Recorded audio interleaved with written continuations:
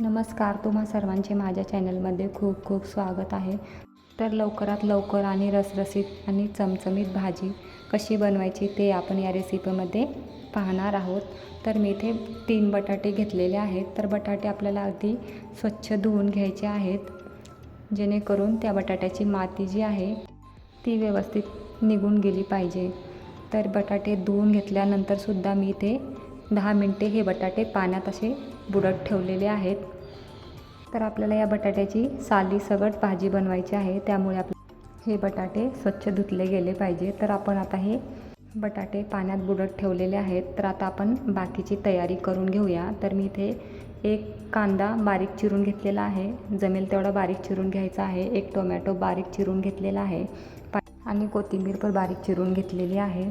तर आता आपण कढई ठेवलेली आहे. तर कढई गरम झाल्यानंतर आपल्याला तेल टाकून घ्यायचं आहे. तेल मी इथे 1 मोठा चम्मच तेल टाकून घेतलेला आहे कढईमध्ये. तर तेल गरम झाल्यानंतर आपल्याला मोहरी टाकून घ्यायची आहे. तर अर्धा चम्मच इथे मोहरी टाकून घेतलेली आहे. त्यानंतर आपल्याला जिरे टाकून घ्यायचे आहे. जिरे पण इथे मी अर्धा चम्मच टाकून घेतलेला आहे.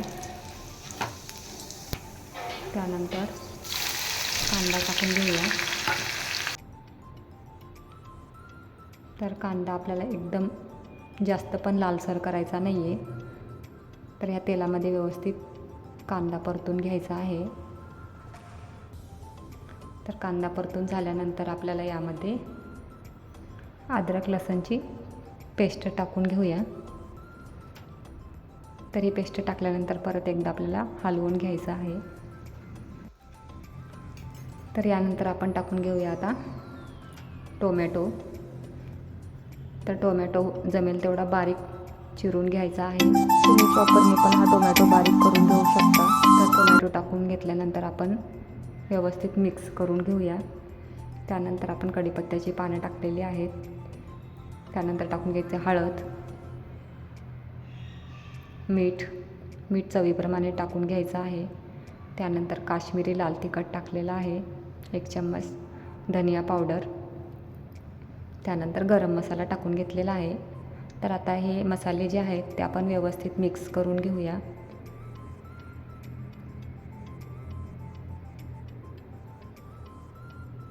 तर यामध्ये आपण आता थोडीशी कोथिंबीर पण टाकून घेऊया. कोथिंबीर या मसाल्यामध्ये टाकले की भाजीला चव पण छान येते. आता हे मिश्रण व्यवस्थित 2 मिनटं आपण यावर झाकण ठेवून शिजवून घेऊया. आणि गॅसची फ्लेम जी आहे ती मी इथे कमी करून ठेवलेली आहे, जेणेकरून हा मसाला व्यवस्थित बनेल. तर आता आपण तोपर्यंत बटाटे चिरून घेऊया.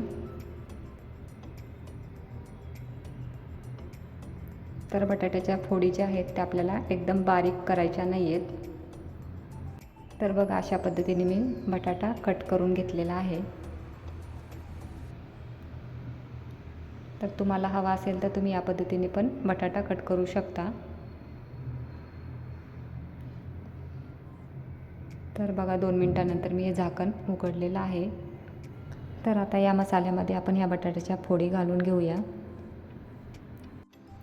तर तुम्ही इथे एक गोष्ट बघितली असेल की मी बटाटा अगोदर चिरून ठेवलेला नव्हता, आयत्या वेळेस बटाटा चिरलेला आहे.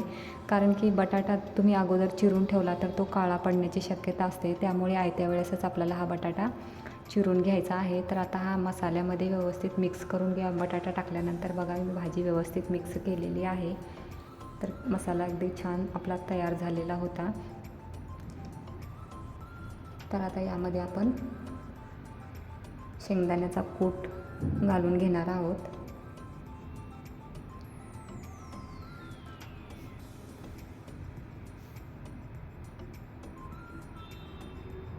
तर मी इथे 2 चम्मच शेंगदाण्याचा कूट घालून घेतलेला आहे.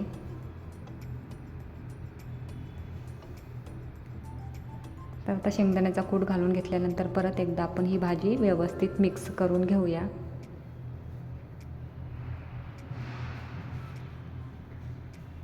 तर बटाटा शिजण्यासाठी आपल्याला पाणी घालून घ्यावं लागणार आहे. तर मी इथे एका साईडला पाणी गरम करत ठेवलेलं होतं. तर आता इथे मी पाणी घालून घेत आहे.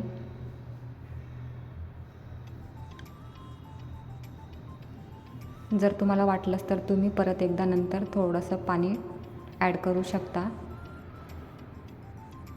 तर आता यावर आपण एक 5 ते 7 मिनटं झाकण ठेवून ही भाजी शिजवून घेऊया. तर 7 मिनटानंतर मी इथे झाकण उघडलेलं आहे.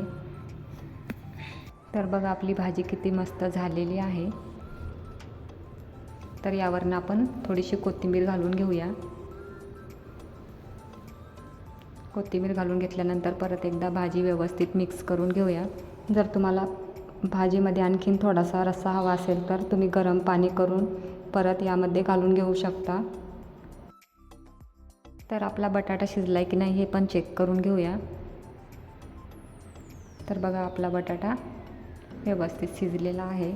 तर ही भाजी आपण आता एका प्लेटमध्ये काढून घेऊया. तरी तुम्हाला बटाट्याची भाजी कशी वाटली नक्की सांगा. चॅनलवर नवीन असाल तर प्लीज माझ्या चॅनलला सबस्क्राईब करा. तर भेटूया मग पुन्हा एखाद्या अशा छानशा रेसिपीमध्ये. तोपर्यंत बाय बाय.